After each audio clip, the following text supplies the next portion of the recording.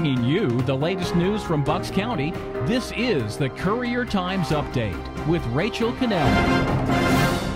Good afternoon, everyone. I'm Rachel Canelli reporting from the Courier Times newsroom with your news update for Friday, February 8th. We begin with the latest on the closing of Villa Joseph Marie High School in Holland today due to a high percentage of their students and staff dealing with the norovirus.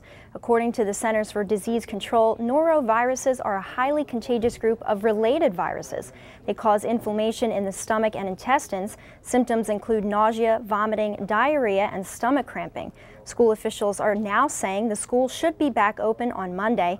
We'll be following this story closely throughout the weekend, so be sure to check buckscountycouriertimes.com for updates.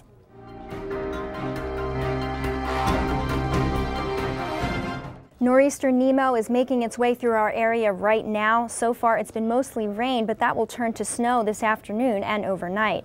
Portions of Bucks could see as much as 10 inches of snow from the storm, but it should be over by Saturday morning. And the rest of the weekend is supposed to be pretty nice. Saturday's high won't get past 40 thanks to the snow on the ground, but Sunday will be sunny with temps in the high 30s. Reporter Bill Devlin has a story on our website with tips from AAA on getting around in this weather. What's for lunch? Do you know what they're serving in your kids' schools? Food regulations and choices have changed, and we will be exploring those changes and a lot more in a three-part series starting Sunday. We have our very own Marian Callahan here in the newsroom. She spearheaded this project, and she's here to talk to us about it. So Marian, thanks for joining us. Tell us, what is this series about, and what did it take to put it all together? Well, What's for Lunch examines new federal mandates that guide just what schools can serve for lunch. For example, starting this year, schools have to serve a fruit or vegetable with every meal. And students have to take those servings of fruits or vegetables, or they're charged a higher a la carte prices. So there's incentive for schools to serve the food that's healthier, and there's also some incentive for children to take that food. But the quandary is actually getting students to actually eat that food. And that's where the creativity comes in as well. We have many schools that are going above and beyond to get students to eat vegetables and salads. There's one principal that you'll read about and you'll see in one of our videos that will absolutely wow you with his efforts. And I look forward to hearing feedback and to seeing how these efforts, again, that are going above and beyond the federal mandates, are influencing other schools and inspiring parents at home to serve healthier meals as well. Wow, that sounds like a very interesting series. I'm sure we'll all be interested to look for that online this weekend. Thanks again, Marian. For the first time in almost 40 years, the Easter seals have a new home, and it's nearly twice the size of the old one. The Easter seals for southeastern Pennsylvania moved their Bucks County location from cramped, narrow hallways on Trenton Road in Middletown to the renovated former Temple Shalom Synagogue on Edgeley Road in Levittown. Reporter Danny Adler has a story and video at buckscountycouriertimes.com. Having the new facility on Edgeley Road will allow us to truly meet the needs of the community we're serving. Our current facility is completely inadequate for the needs of the children that we're serving. The space is too small, the building is old. This new building will allow us to serve more students in a state-of-the-art facility and be on par with the caliber of staff and therapists that we have. To help foot the $4.25 million bill, the Easter Seals kicked off a campaign to raise $1.5 million. So far, they have $900,000. You can see Danny's story for more details on that. Here comes the Bridal Show. Visit Bucks County is hosting its 5th annual Bridal Show Sunday, February 17th, and they let us check out one of their vendors. So for this week's Buzz in Bucks, which is our longest running feature video, I tried on some gowns at Sadie's Bridal on Bristol Pike in Bensalem. We have bridal gowns, bridesmaids dresses, mother of the bride, shoes, veils. We do custom-made jewelry. We also carry invitations. So you can pretty much do one-stop shopping here. So this dress is a great dress if you're doing a country wedding, something in a barn.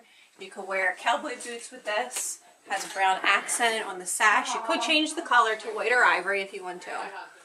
Okay, with this gown, this is a nice straight plain gown. If you wanted to do simple and elegant, this is perfect. If you wanted to add a little bit more pizzazz, you can always do a sash, and you could just have a plain dress for your ceremony and then dress it up for the reception by just tying on a sash with a pretty bow in the back. Thanks again to the gals at Sadie's. You can see the full video on our website Saturday morning.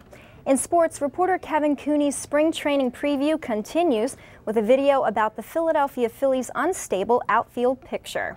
No team in baseball perhaps has a more unsettled outfield situation than Philadelphia, who comes in the camp with only one surefire regular for their opening day lineup.